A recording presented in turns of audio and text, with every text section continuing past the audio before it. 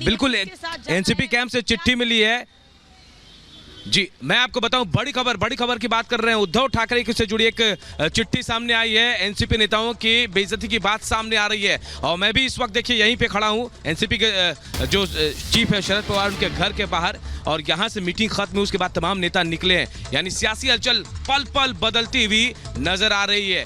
बड़ी खबर आपको बता रहे हैं एक चिट्ठी का जिक्र हो रहा है। इस चिट्ठी पर भी सियासत हो रही है ऐसा कहा जा रहा है, और इस चिट्ठी में कहा गया है कि नेताओं का अपमान किया गया है और इस चिट्ठी के जरिए ये सियासत और ज्यादा तेज हो सकती है।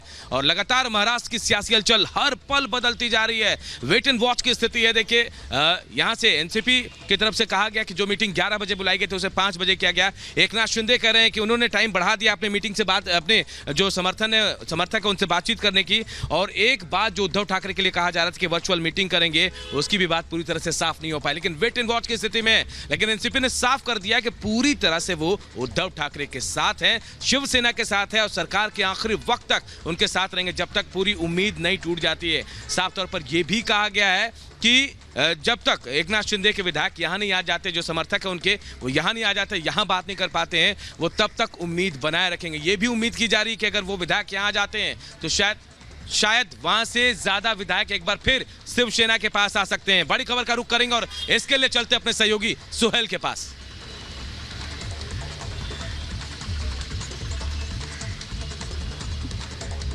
जी अनूप, अभी जो चिट्ठी सामने आई है वो चिट्ठी दर्शकों को दिखाई। उस चिट्ठी में बहुत दिलचस्प चीज लिखी हुई है।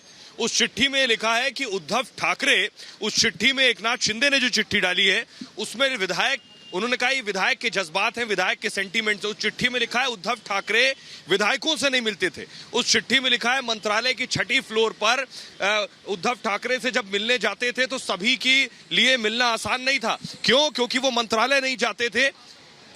ये इस चिट्ठी में लिखा है। उस चिट्ठी में यह भी लिखा है कि उद्धव ठाकरे, जिस वक्त आदित्य ठाकरे अयोध्या गए उस वक्त विधायकों को अयोध्या जाने से क्यों रोका गया।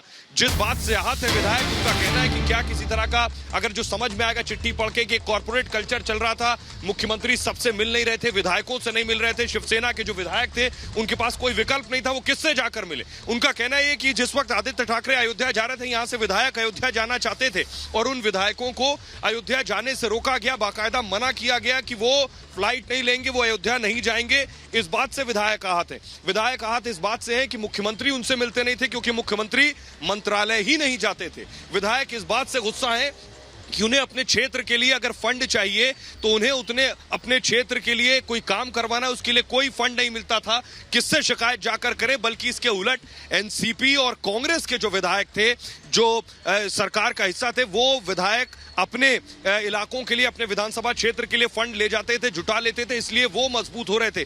ग्राउंड पर लड़ना मुश्किल हो रहा था। इसकी बुनियादी वजह यह है कि बीजेपी और शिवसेना ने मिलकर लंबे वक्त तक यहां सरकार चलाई और ग्राउंड पर जो वर्कर हैं वो शिवसेना का वर्कर और कांग्रेस और एनसीपी का वर्कर ग्राउंड पर कभी एक दूसरे के करीब नहीं आ सकते, क्योंकि लंबे वक्त तक उन्होंने लड़ाइयां लड़ी हैं। अब सरकार बेशक आकर एक हो गई हो, लेकिन वर्कर ग्राउंड पर कैसे एक होगा। शिवसेना के विधायकों का कहना है कि हमें ग्राउंड पर बीजेपी से नहीं, हमें ग्राउंड पर कांग्रेस और एनसीपी के वर्कर से लड़ना पड़ रहा था। हमारे लिए मुश्किलें वहां हो रही थी और हमारी कोई सुनवाई नहीं थी, हमारी कोई सुनने वाला नहीं था। तो लगातार देख रहे हैं आप, ट्रैफिक जाम भी है, हलचल भी बढ़ी हुई है। लोग यहां से, नेता भी आकर जा रहे हैं। कुछ और नेता आए थे जो अभी जिनको वर्षा भेजा गया है। तो सवाल बुनियादी यही है जो बिल्कुल सोहेल, आपके पास हम आएंगे। ये भावनाएं जाहिर की जा रही है, लेकिन इस तरफ हो क्या रहा है, इन भावनाओं की वजह से क्या नतीजा हुआ है, हम आपको दिखा रहे हैं। शिंदे का जो खेमा है वो लगातार दमदार होता जा रहा है। शिंदे दम दिखा रहे हैं और उद्धव ठाकरे बेदम नजर आ रहे हैं। 5 तस्वीरों में देखिए क्या हलचल मची हुई है। बागियों की संख्या लगातार बढ़ती जा रही है। 2 दिन पहले ये 10, 12, उसके बाद 20, 25, 26, 30, 35 और 40 के बाद 46 और 50 तक पहुंच गई है। इस्तीफा देंगे क्या उद्धव ठाकरे?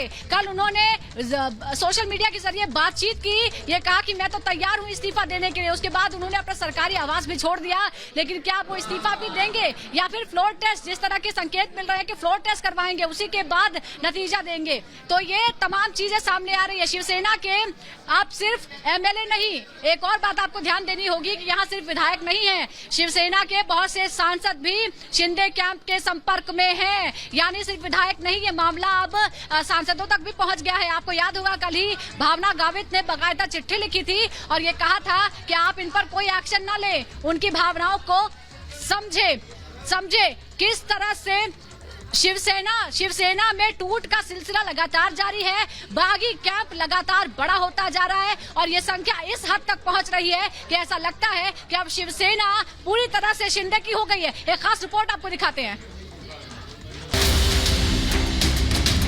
महाराष्ट्र में सत्तारूढ़ शिवसेना में बगावत से सियासी उठापटक बढ़ते समय के साथ तेज होती जा रही है। शिवसेना के 3 दर्जन से ज्यादा विधायक बागियों के नेता एकनाथ शिंदे के साथ खड़े हो गए हैं। विधायकों के बगावत पर शिवसेना नेता संजय राउत ने कहा कि शिवसेना अभी भी जमीन पर बहुत मजबूत है। किस हालात में, किस दबाव में, किस प्रेशर में ये लोग हमें छोड़कर चले गए हैं, उसका खुलासा जल्दी हो जाएगा। राउत ने विधायकों की बगावत के पीछे साजिश का आरोप लगाया और कहा कि जल्द खुलासा होगा कि विधायक क्यों गए हैं। विधायक मुंबई लौटेंगे तो खुलासा हो जाएगा। जो विधायक ईडी के डर से गए वो असली शिव सैनिक नहीं, बाला साहिब का भक्त बोलने से कुछ नहीं होता। फ्लोर टेस्ट में सब सच सामने आ जाएगा। Bureau report, Republic Bharat.